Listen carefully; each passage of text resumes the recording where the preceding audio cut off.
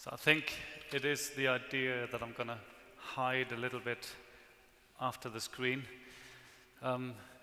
Maybe, can I have one of these? Yeah, thanks. Well, first of all, thank you very much for having had us the last 2 days and for still having us today. And after yesterday, we were actually doubting a little bit whether we would be welcome today or not, because we had a long day and very hard discussions, and we were really working on the projects, let's say, so in a different way than you did as the architects. But for us, it was a new world opening over the last 2 days, and I'm not going to take everything away from this evening, but I think I'm talking for all of us. In one way or the other, we were really, really touched by the things that are going on in this country. So that was really moving on one side, but on the other side, we come, of course, from a different background, from a different country, in my case, or 2 countries, to be honest. And I want to give you a little view into the kitchen of our architecture and into the kitchen of our work, and maybe let you be part of the recipe. And speaking about the title, Prototypes and Series, I, after the last 2 days, would rather call it maybe strategic aspects in design. Well, what's interesting us is that everything we do in the office is not only practical work. For us, it's important that we somehow connect it to a theoretical background, to an academic research, to topics we're interested in, to make it very simple. We do study that at university on one side, in a broader field, and then try to translate this in the office work into practice. So whenever we do a project, we of course do the project and we have a client and a brief, but on the other hand, we have a social context, we have a spatial context. We are not independent objects being guided by a client. We are architects, and we are able and responsible for taking certain decisions and avoiding others. Now, in that sense, we work in the office on a lot of different subjects, on all scales, on all fields, with various methods, depending on the context, of course, as you may imagine, as long, and that is really the most important criteria, it's somehow challenging our discourse in the office and at the university to kind of discover new things. And keeping that in mind, the last 2 days were a brilliant widening of that experience. Now, in times of rapid urbanization, housing, yet again, ever and ever, over and over again, is one of the biggest global challenges we are facing as the profession that is producing space today. And also in Riga and other cities in Latvia, the question yet again has to be asked about the state of housing in terms of collectivity, in terms of privacy, individual developments versus top-down big developments, with and after the background of the mass housing that, which you could say, to be provocative, maybe failed over the last 50 years.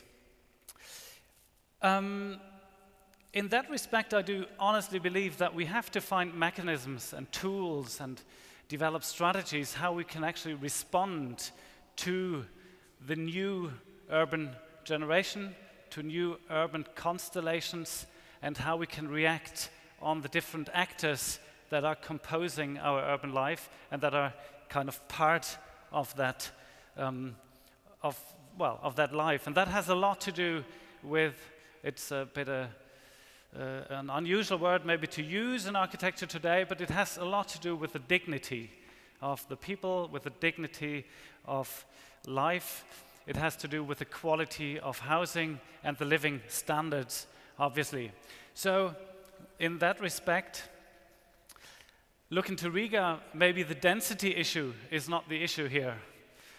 And what I'm saying, you may laugh at me now because I've only been here for 2 days, but maybe I have the fresh, naive, I think this is a positive thing to be naive, view from an outsider. And I notice some things, right?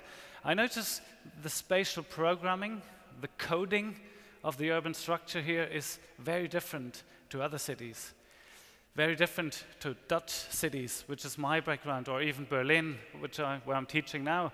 So the programming of this code, you know, there's the hardware, but what is the software is going to be like? Which are the actors are involved here? And how is this mechanism going to work? This is a big question to me, and it seems to me that there's a big challenge in Riga, especially at the moment. And obviously, we are talking about connecting architectural program on one side and generating a social diversity on the other side. Creating what I would call an open city, a city that is accessible to all people. Never mind their cultural background, never mind their ethnic background, their religious background, whatever backgrounds they have. We as a city, I strongly believe in that organism, we have to define how are we going to address this and what are we going to do with this. And in that respect, I think there's a big topic here. And I'm not going to show you like 20 projects of the office because I think there's only 20 minutes of time and it's going to bore everyone to death. I picked out one project, which is a very small project, but it tries to kind of support this attitude that actually maybe the design isn't so important in the first place, but it's about the strategic approach that's behind the design and that actually makes a design happening. So the design is more or less a byproduct of the strategy behind it and of the social context. Against this background, there's the ever and ever ongoing question, is the city an individual achievement? A number of individual achievements, floating islands in a bit pancake, or is it actually something like a collective good, right? And this has a lot to do with custom-made versus mass customization. We all drive our cars. We all think this is our car, it's my car, my individual car, but actually it's a serial number 1,589,000. So actually there's 1 million driving the same car, and still it somehow feels individual. So it's not so easy to say collective housing is a serial number and I'm apartment 2418 and down here something else happening. It's much more complex. On the other hand, how much individuality do we accept in the city? How far can everyone push it? Question mark. The project I'm going to introduce you to is put in the Dutch context. It is, and I'm happy to have seen this the last 2 days, as romantic as Latvia, but then in a Dutch context. You see the typical old city, old town layout. You have the old fortification walls of the Dutch medieval cities, the golden age when all the sailors were conquering the world. And then just outside that city wall, that fortification piece of infrastructure, really, there were these areas, everything that was dirty, smelling, disgusting in one way or the other, something that didn't really fit the civic life, the cultural achievements, was just pushed outside the city borders, right? Outside the city wall, and there they could whatever do, you know, they can follow their own business, basically. Now, by now, you know these areas, the Docklands in London, Stuttgart 21, train tracks become abundant, all of a sudden in the middle of the center, because about 150 years later, the city has like incorporated almost these areas.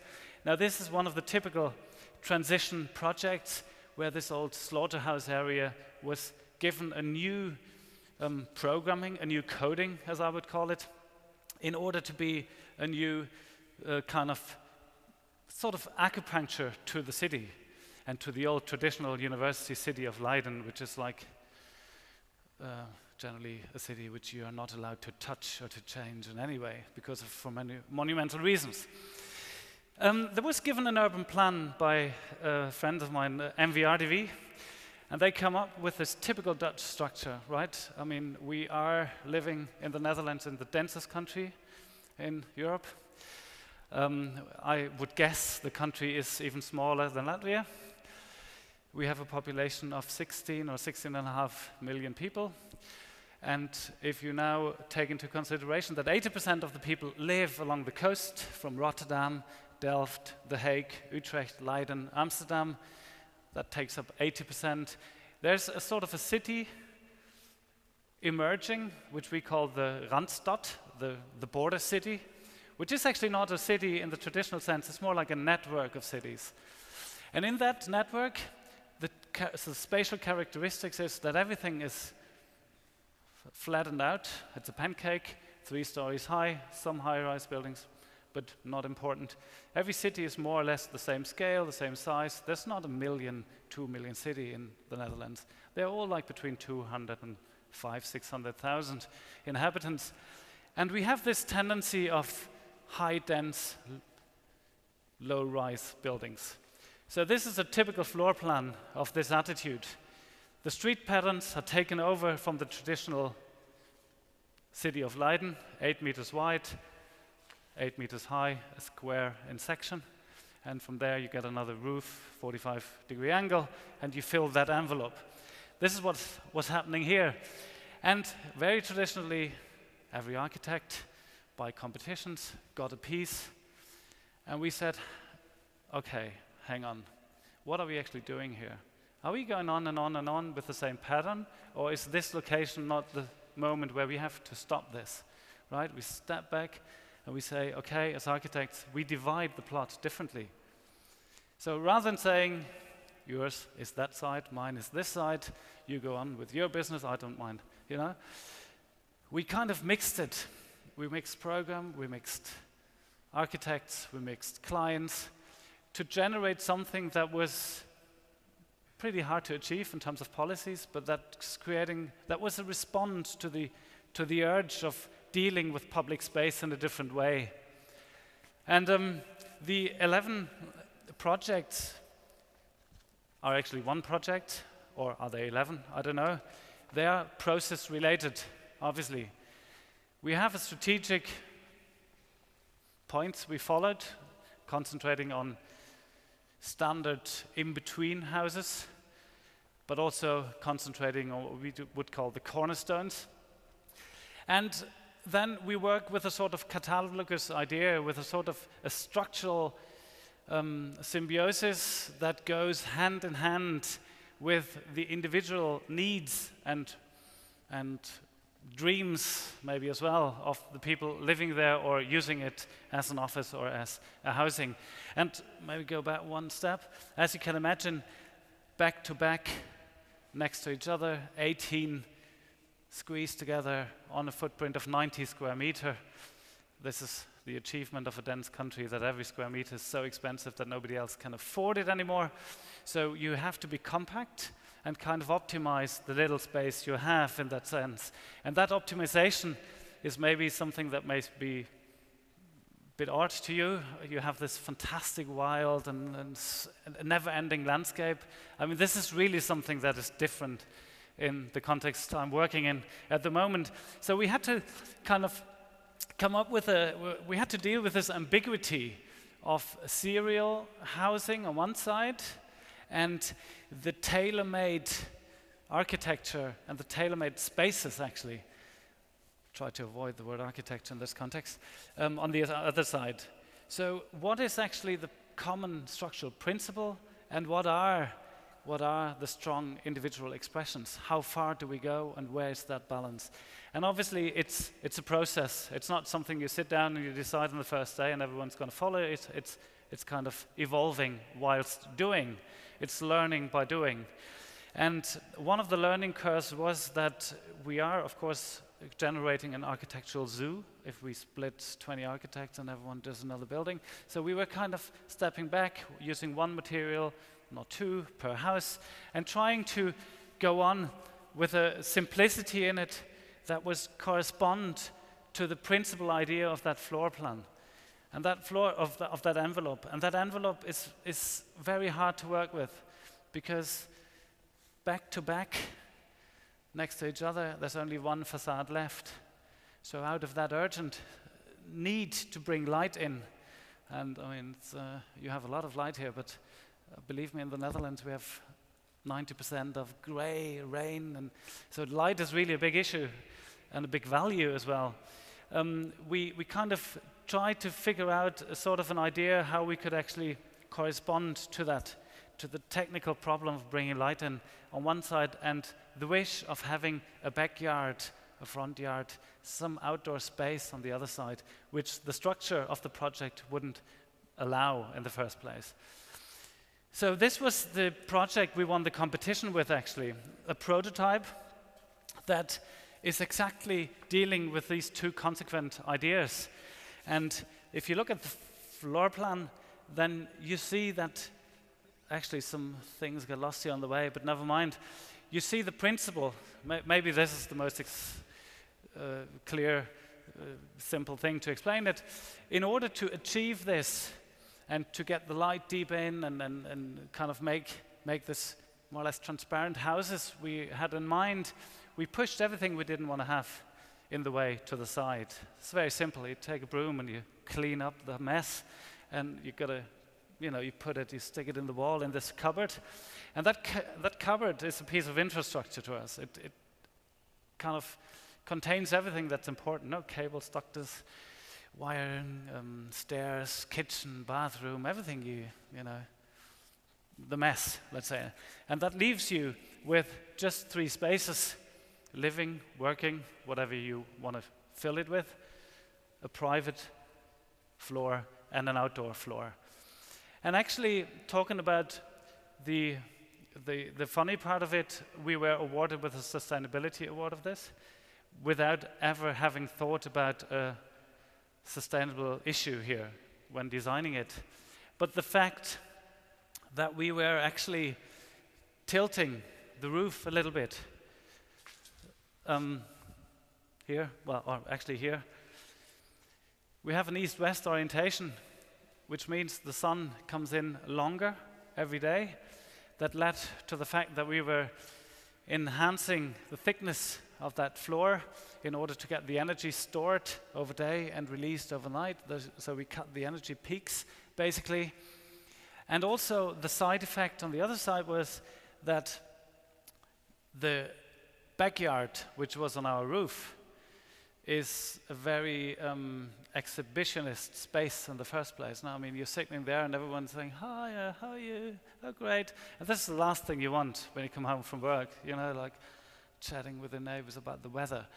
So basically, by twisting or by folding that roof, we cut the sidelines to the streets to generate a space that is not visible from the street, right? Nobody knows, I mean, not unless you're inside the building, that there's a roof garden on it. And all this goes through these ideas. They go from the big conceptual ideas down to the minute of the junctions and of the details and of the production process. So back from the individual needs and wishes of the client to what are we actually dealing with, a big structure of, in total, 245 houses. We had to find a construction method that would apply to all of them. A prefab concrete system. The Netherlands have no craftsmanship left. I'm sorry to say this is terrible. We are the worst craftsmen in the whole world, probably. But we do have a highly standardized and technically advanced building system.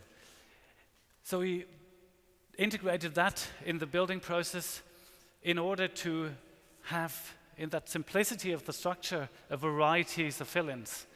Now this is the view from the inside out. You see the double height space in the front bit allows the sun to come further in, but also the materialization of it, like the stretch metal, is a product that's, I mean, you see it sometimes in housing. It's coming more and more, but we know it from the port of Rotterdam, refineries, factories, just the cheapest there is, right? Just cladded with it, just just hiding, screening off the technical instruments behind it.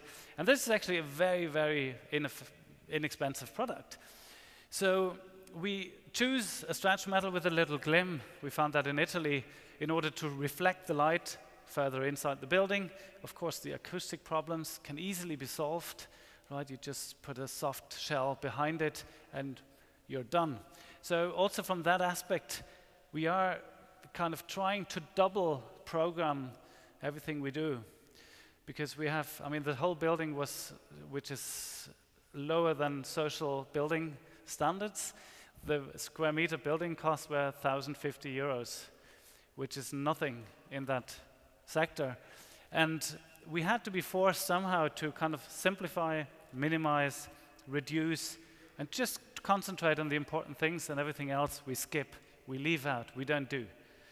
So the cupboards in there, how do we reach them?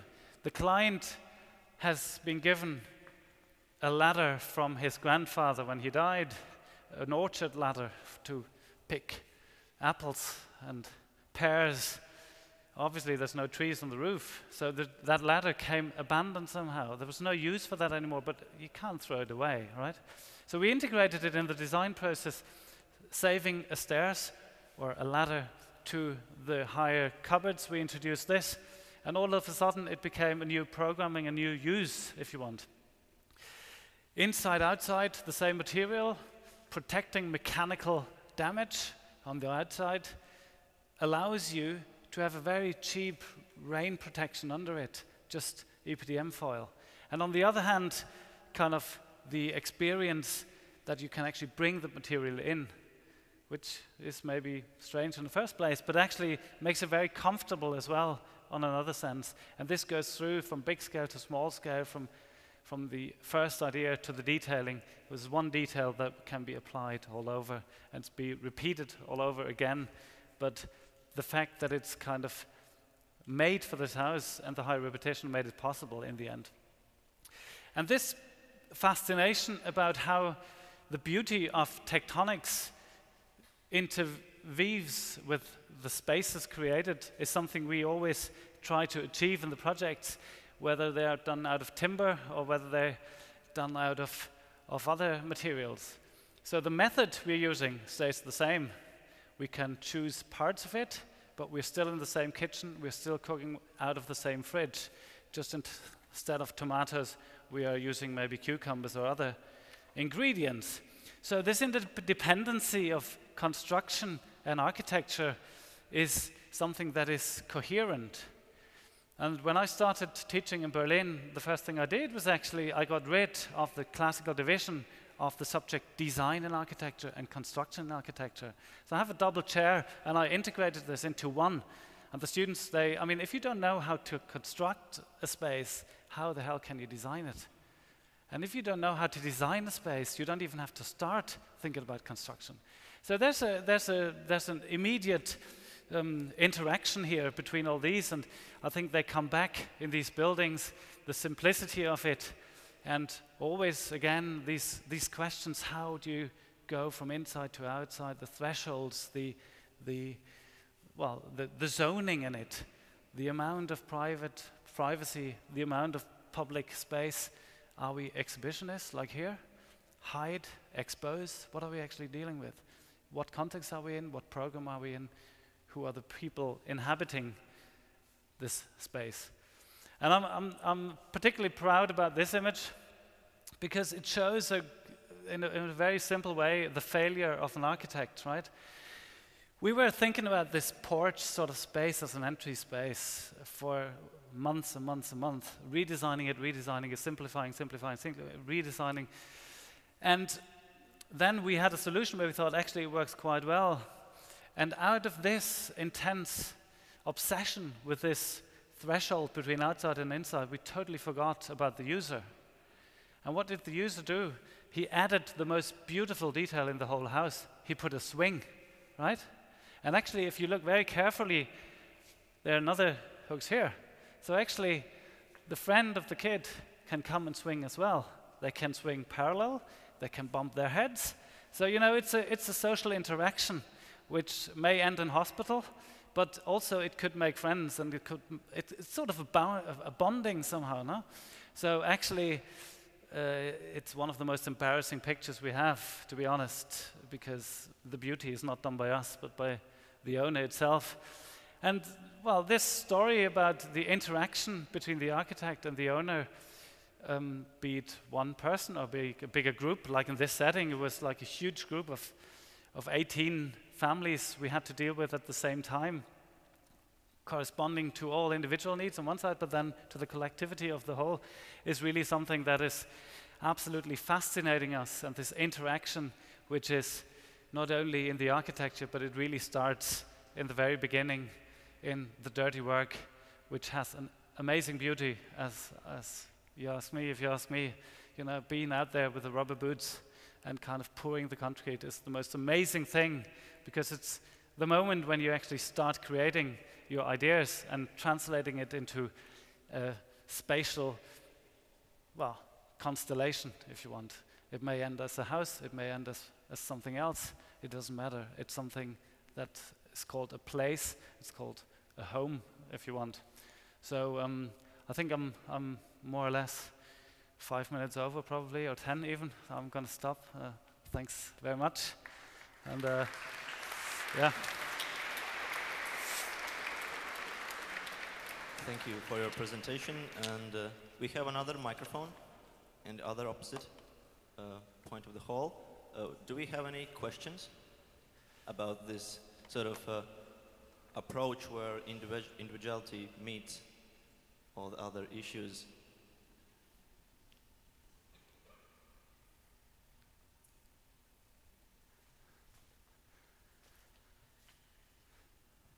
Hi, Ralf. Hi, Mark. I have a question about family. I have a question about program. How do you consider the option to have these underground garages or not? Because suppose they were not there, what would have potential to create maybe small garden or whatever? Yeah. Well, actually, the garage. Where do I start? There's a lot of things coming together in this project. And what I was talking about is the view of an architect, but there was a clear approach from the infrastructure side as well. This area I'm talking about was min 46 centimeters below sea level, which is total normal to us. But in that particular case, they have a very old pumping system to keep that dry. So twice a year, the whole area is flooded, and people live with it. You know, they put sand sacks outside the doors, no problem. 2 days later, it's gone again. It's a sort of an interaction with your neighbors. It's almost like a party. Oh, the water's coming. Let's go home early. We've got to save our kitchen. On one side, but actually, as a long-term perspective, it's not very smart as a city. You know, so the city actually was kind of clever in that way that they said, okay, if we rise the floor by 1 meter, we're almost out of the water. We're always out of the water. So that was obviously, considering the whole surface of it, it was not feasible at all. So they were kind of co-financing models and thinking, okay, how can we get one benefit added with another benefit? And this is when the garages were introduced, because they're not underground, not even half underground. They're on the ground of the former ground. So they were put, and then just the roads need to be risen a little bit with sand and filled up. So that was one of the reasons why the garage was actually, in the whole process of the project, something that was crucial to everything. The garden, in relation with ponds and fish, it would have been feasible, but in growing vegetables, depending on the season, when it's flooded or not. So, yeah. I mean, there are blocks, I have to say, that do not have a garage, yeah. But I don't think there's any having a real garden there for that reason. Did that answer it a bit? Yeah? Yeah. Okay. Good. Any questions?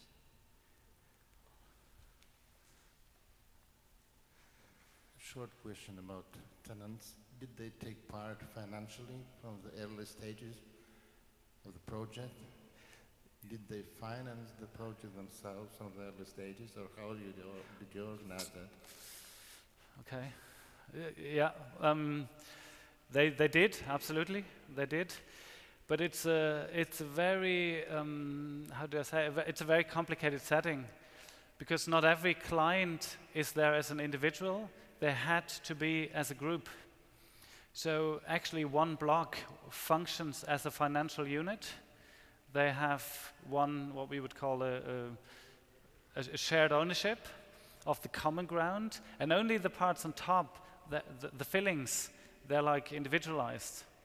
Yeah, and this is a typical Dutch thing. I don't know whether you have this here. I mean, you cannot buy land, you know.